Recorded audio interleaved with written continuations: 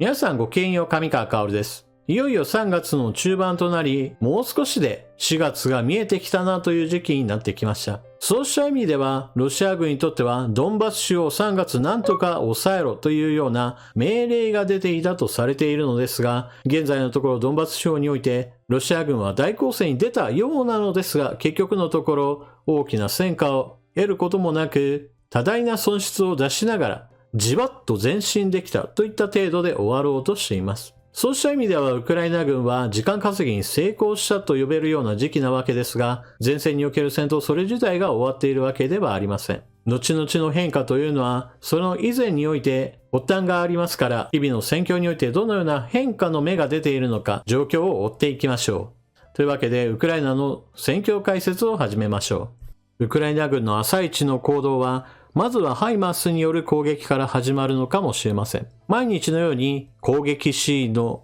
動画が公開されています。ウクライナ軍側の動画というのは日々更新されていくわけですが、そのような動画の変化といったものを捉えて、ウクライナ軍がどう動こうとしているかというのを探ることができます。例えばこの2つの動画はどちらもそうなのですが、ウクライナ軍が集結し移動しようとしている場面です。一つの特徴としては、欧米から供与された非常に多くの車両が集結し、それらが移動するということは当然のように多くの兵士も付随して移動することとなります。ゼレンスキー大統領はウクライナの東部戦線を支えるために追加戦力を投入することを発表していますから、それに合わせた移動かもしれません。しかし同時にこの時期ともなると反撃作戦のことも頭をよぎりますから、どこかに戦力を集め始めているその予兆かもしれません。さて、戦争研究所の発表している戦況マップです。赤く塗られている部分がロシア軍の占領している地域、そして緑の丸印が激しい戦闘が起こっている場所なのですが、明らかに丸印の大きさが小さくなりました。戦争研究所はロシア軍の攻撃がピークを超えたと見ていて、ロシア軍による攻撃も減少したとして、その結果を地図に反映しています。この攻撃の停滞なのですが、主に以前の動画でも取り上げたように、まず砲撃数が減少してきていることが挙げられます。遠距離攻撃を激しく行うことによってウクライナ軍を圧倒する、そのような基本戦術というものが少しでもおとなしくなれば、それだけウクライナ軍にとっては守りやすい状況となります。こちらはバフムト市内における巡回の様子です。現在、ロシア軍はすでにバフムトの市街地の北側、南側についてはある程度進出してきていますから、決して街のどこでも安全というわけではありません。そういった意味ではすでにウクライナ軍にとって圧倒的に有利な場所とはちょっと言えなくなってきているので、ウクライナ軍がどこまでバフムトで粘るかというのはちょっと予想がつきません。ここ最近の動きとして、街への補給を少しでも減らすために、報道陣などで残っていた人たちを街から退避させるといったことも行っていて、少しでも戦いやすいように、また場合によってはすぐにでも逃げ出せるように準備を整えている可能性があります。一方で街自体が完全に包囲されるのだけは何としても避けなければならないと、ゼレンスキー大統領が追加戦力を投入したといったこともあって、街の周囲においてはウクライナ軍の反撃も行われています。この映像は特にここ最近の変化を示しているもので、ウクライナ軍の歩兵戦闘車や装甲車両が何両も集まってロシア軍の陣地を攻撃し、街を包囲しようとするロシア軍を食い止め、また押し返そうとしている様子です。これまでは歩兵戦闘車1両だけ、戦車1両だけといったことがよく見られたわけですが、ようやく何両かまとまっての攻撃シーンを見ることができます。このような反撃といったものがうまくいけばそれだけバフムトの街にも多くの武器弾薬を運び込めますから、そのあたりの兼ね合いというのがバフムトの街で戦い続けるのか、それともどこかの時点で撤退するのか、判断の分かれ目となるでしょう。次にバフムトの南マリンカから映像が入っているので、こちらもご紹介します。マリンカの街はロシア軍による度重なる攻撃によってすでに住居などはほとんどが瓦礫の山と化しています。しかしそれだけに残った建物を利用しながらロシア軍を迎え撃つ戦いというのが行われています。そしてこれまでは東部戦線の話ばかりしてきましたが、これからのことを考えて南部戦線についてもご紹介しておきましょう。南部戦線はザポリージャ州とヘルソン州、この2つがありますが、ヘルソン州についてはドニプロ川があるために、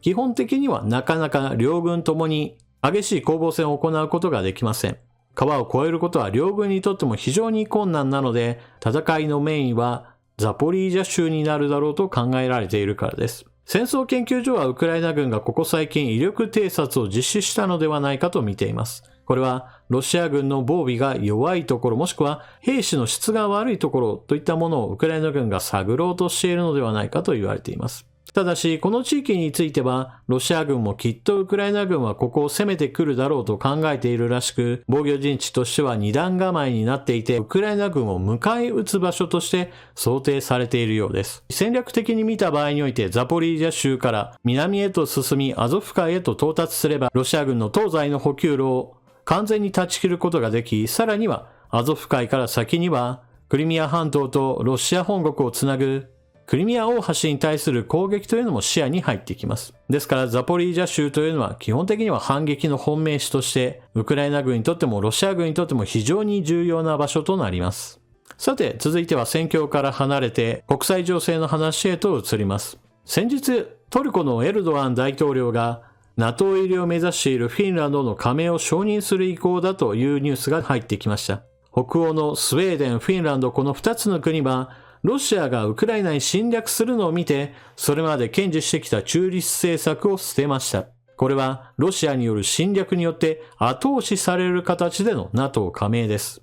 この NATO 加盟において障害となっていたのがトルコがなかなか承認しそうもないなという問題です。フィンランドについてはそうではないのですが、スウェーデンについてはクルド人問題といったものがあってなかなかトルコが承諾しそうもないなという雰囲気が漂っています。フィンランドとしては、スウェーデンと同時期に NATO 加盟を果たしたいと考えているだけに、この後どう行動するかというのが注目されています。そのトルコが障害となって NATO 加盟入りがなかなか進まないスウェーデンなのですが、スウェーデンはウクライナに対する軍事供与を進めると発表しています。この軍事支援に障害がなければ、もっともっと兵器の供与が進むと見られています。例えば今映像を流していますが、スウェーデンがウクライナに供与すると発表しているアーチャー自走砲がどれだけ優れた兵器か紹介するビデオがあったので、この動画に引用しています。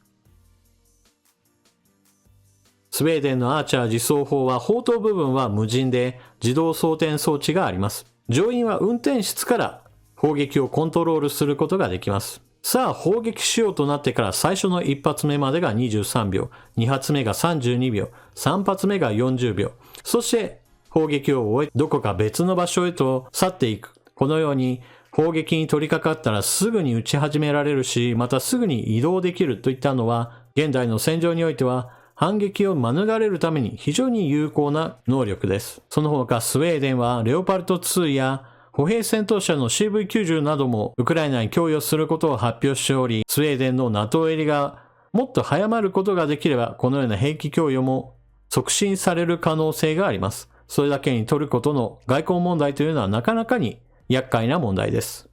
一方でロシアに新しい兵器が届いたよというのがちょっと面白かったので、最後に余談としてご紹介しましょう。こちら2種類のロシア軍の兵器なのですが、どちらも歪な姿だというのがすぐにもわかるでしょう。左の写真はトラックの後部に砲塔があり、そして右側の動画においては装甲車の上に同じような筒状のちょっと高さを上げた上で機関砲が乗っています。もともとは昔の軍艦に備え付けられていたものではないかといった話があるのですが、そのあたりは軍事的な知識が深い人たちに任せるとして、どちらも明らかに正規品として開発されたものではなく、前線に何とか戦力になるものを送り出そうとして生み出された苦肉の策として出てきた変形兵器なのではないかなと思います。本来であれば戦車は戦車、歩兵戦闘車は歩兵戦闘車としてしっかりと開発生産されたものを前線に送り込めば良いのですが、そのようなものが足りないからこそこのような何か間に合わせの兵器を作り出して前線に送り出しているのでしょう。ただしこのようないびつな変態兵器だったとしても銃撃されれば歩兵などは吹っ飛んでしまうわけですから、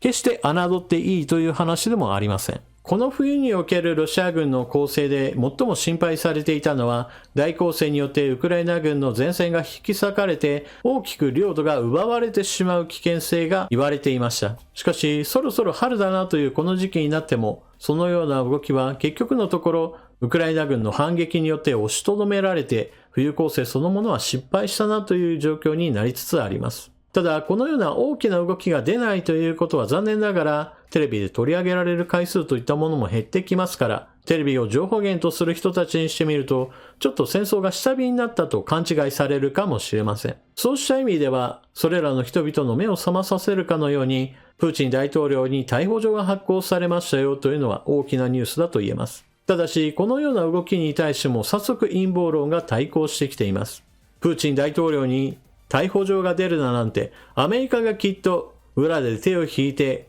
ロシアを解体するための手段としてプーチン大統領を逮捕しようとしているという話です。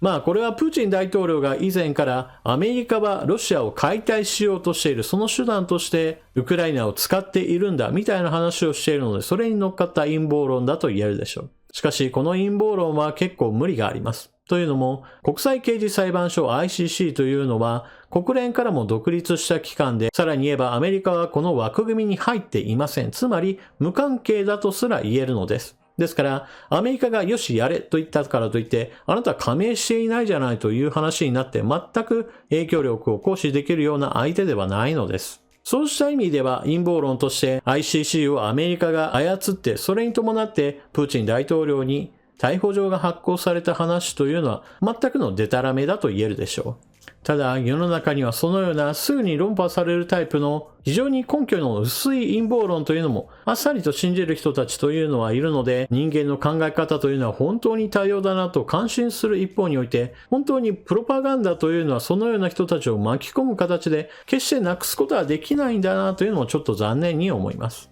世の中いろいろ情報は出回っているわけですが、どの情報を選ぶかというのはどうしても偏りが出るものです。ですから偏りが出るだろうなというのはある程度自分で自覚しながら、時々自分の考えや自分が情報を得ている先というものを評価し直すといったことも習慣として取り入れる必要があるのではないかなと私は思います。